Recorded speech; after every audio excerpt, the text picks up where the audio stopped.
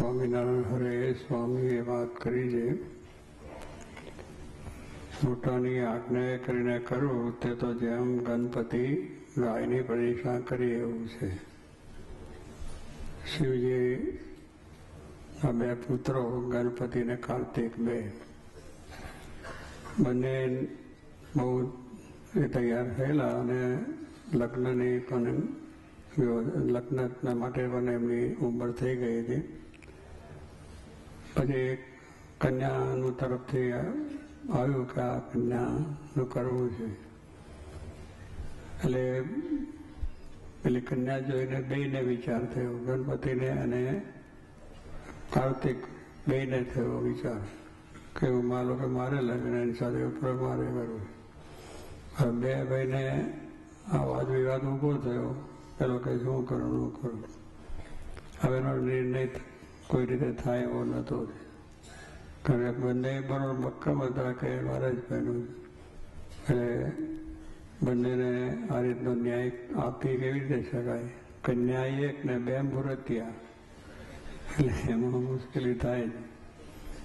પણ પાર્વતીજીએ એનો નિર્ણય આપ્યો કે આપણે આય ના પડાય નાય ના પડાય એની માટે વારંવાર ઉત્તર થઈ જાય.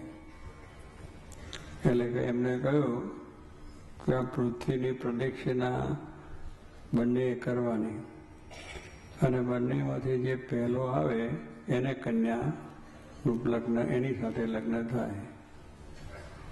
એટલે ગણપતિ થોડા વિચારમાં પડી ગયા. અને શરીર મારું મોટું પેટ મૂળ એવું લઈને એને ચાલવાનું એટલે જોઈએ. અને કાર્તિકને મોરનું વાહન, કાર્તિક છે મોર ઉપર બે એટલે મોર તો બહુ ઝપાટા ઉપડે અને ઉડીને પ્રદક્ષિણા કરી પહેલો આવી જાય. અને ગણપતિને ઉંદરનું વાહન, હવે ઉંદરમાં મોટો પાટડો પડે તો ઉંદર બિચારો ચાલી શકે ખરો, ભૂખા ભૂલી જાય. ગણપતિનું શરીર તો બહુ ભારે, હવે એમની ઉપર બેસીને કેવી રીતે હોય ચાલી, ના થઈ શકે. એટલે ગણપતિ જરા ઉદાસ થઈ ગયા કે આ રીતે આપણે કન્યા મળશે નહીં, જે આ વાત કરી એમાં. એટલે એ રીતે ઉદાસ થઈ ગયા, જરા પાછું થયું. એટલે ગણપતિને જોઈને આપણે પાર્વતીએ એમ વાત કરી કે તમે આ ગાય છે એની પ્રદક્ષિણા કરજો. અને એની પ્રદક્ષિણા કરવાથી પૃથ્વીની પ્રદક્ષિણા થઈ ગઈ. કારણ કે ગાય એ પૃથ્વીનું સ્વરૂપ છે. આપણે માનીએ છીએ ગાયની પ્રદક્ષિણાથી આખી પૃથ્વીનું કર થઈ જાય. એટલે પહેલી વાત એને સાંભળીને ગણપતિ રાજી થઈ ગયા કે બરોબર છે. પણ એ વખતે પ્રત્યક્ષ હજુ થાય કેવું, ગાયને ફરે તો પછી પૃથ્વી ફરી વળે છે એવું જણાવવું તો છે ને. તો એ પ્રમાણે એ વાત ચાલી. પછી ભાઈને એમ કહે ને કે પછી તરત આપે કે ચાલો હવે ચાલો દઈ. એટલે એકદમ મોડ કોઈ બેસીને એ તો ઝપાટા બંધ ચાલવા માંડ્યા. ગણપતિ વિચાર કરે પણ કયું પાર્વતી કે તમે આ પ્રમાણે કરશો તો તમને થઈ જશે ગાયનું. એટલે તો પછી ગાયની પ્રદક્ષિણા ત્યાં હતી, ગાયની પ્રદક્ષિણા આમ ફરવા માંડ્યા. તે મોર છે એની આગળ આગળ ગણપતિ દેખાય. ગણપતિ ચાલે છે, દોડે છે, એ દેખાયા કરે. પેલા કાર્તિકે બહુ એક્સિલેટ દબાયું, આપણે દબાવ્યું મોટર ફાસ્ટ કરવા માટે, એ આગળ જવા માટે. એટલે બિચારાએ બહુ પ્રયત્ન કર્યો એની રીતે કે વધારે મોર ઉડે આમ તેમ. પર એ જેટલો સિલેક્શન દબાવે પેલાનું ડબલ ચાલે ગણપતિનું. એટલે આખી પૃથ્વીની અંદર પેલા ફર્યા તો ગણપતિ આગળ ને આગળ આગળ ને આગળ રહ્યા અને આ કરીને પહેલાં આવી ગયા તો એમને આપણને કન્યા મળી, પ્રાપ્ત થઈ.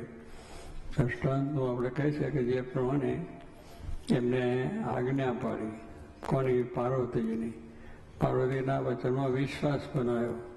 એ તો વિશ્વાસ ના આવે કે ગાયને ફર્યા કંઈ પૃથ્વીનું પર થઈ ગયું, આ તો વાત ખોટી છે, મને એમ જ ના આવે. પણ ગણપતિને વિશ્વાસ કે માતાએ કહ્યું છે બરોબર છે અને એ પ્રમાણે એમને કર્યું તો એમને કન્યા મળી ગઈ. રાજીપો થઈ ગયો, એને પ્રસન્નતા થઈ અને આ કામ થઈ ગયું છે. એટલે અહીંયા એ જ કહેવાનું કે આપણે ભગવાનની જેટલી આજ્ઞા પાડીએ એટલું આપણે માટે સરળ થઈ જાય છે. પણ એ આજ્ઞામાં વિશ્વાસ હોવો જોઈએ. તે પાર્વતીને વચનમાં વિશ્વાસ, ગણપતિના વિશ્વાસ. વચનમાં વિશ્વાસ રાખે ભજનમાં વળી, પૂર્વ કેરા પાપ તારા તો જાશે વળી. આ કીર્તનમાં વાત કરી છે કે આપણે સત્પુરુષના વચનમાં, ભગવાનના વચનમાં વિશ્વાસ હોય તો કામ થઈ જાય.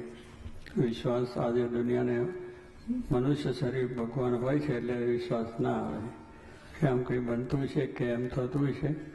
પણ શ્રીજી મહારાજે પણ વચનામાં કહ્યું, એમના સંવાદમાં છોકરાએ કહ્યું કે ભગવાનની આજ્ઞા થાય અને એ પ્રમાણે કરીએ તો આપણે મૂર્તિ ભેગી આવે. આજ્ઞામાં મૂર્તિ ભેગી આવે છે એટલે ભગવાન પોતે જ આપણી સાથે આવે. એમની આજ્ઞા પાડીએ તો એ જ આપણને આવે. પણ એ વિશ્વાસ હોય તો એ આપણને થાય, પણ વિશ્વાસ ના હોય તો કામ ના થાય.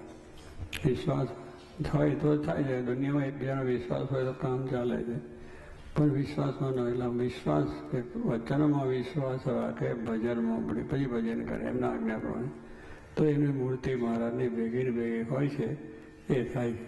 એટલે દ્રષ્ટાનો સિદ્ધાંત એટલે છે કે જે આજ્ઞા પાડી તો ગણપતિને લાભ થઈ ગયો છે. એમ આપણે પણ ભગવાનના ભક્ત છે, ભગવાનના દાસ છે, સેવક છે, ભગવાનને રાજી કરવા છે તો દરેક આજ્ઞા પાડવી. આજ્ઞા એમની એવી રીતની હોય કે જે આપણને વિશ્વાસ હોય. ભગતજી મહારાજ હતા, એમને ગુણાતીતાન સ્વામી કહ્યું કે આ ગિરનાર ડુંગરો છે એ તમે લઈ આવો. હવે ગિરનારનો ડુંગરો કંઈ અહીં આપણે લેવા જતા આવે ખરો? ત્યાંથી ખસે ખરો? હવે સહેજે જ આપણને વિચાર આવે, બધાને આવે બેઠા એની અંદર, કાં તો કોઈ દાડો બને જ નહીં. એટલે એ આજ્ઞા કરે તો એ કહે સ્વામી આ તમે કહો છો પણ એ ના આવી શકે. આપણે સમજાવવા છીએ પાછા એમને સામેથી. જાણીએ મોટા પુરુષ છે, એમની ઈચ્છા મુજબ બધું થાય છે, ધારે કરી શકે છે, એમ બધું આપણે કરીએ ભગવાનનો મહિમા, સંતનો મહિમા. પણ આવું જ્યારે આવે ત્યારે શંકા થાય, અને એ શંકા થઈને સંશય થઈ કે આવું બને નહીં. તો કહે સ્વામી કે જ્યાં સુધી સંશય થાય છે ત્યાં સુધી કામ થાય નહીં. એટલે એવું ભગતજીની આજ્ઞા થઈ એટલે ભગતજી તો ઉભા થયા. કારણ ભગવાન ભગતજી મહારાજને ગુણાતીતાન સ્વામીમાં સંપૂર્ણ વિશ્વાસ હતો કે જે બોલે છે, જે કરે છે બધું જ સારું છે.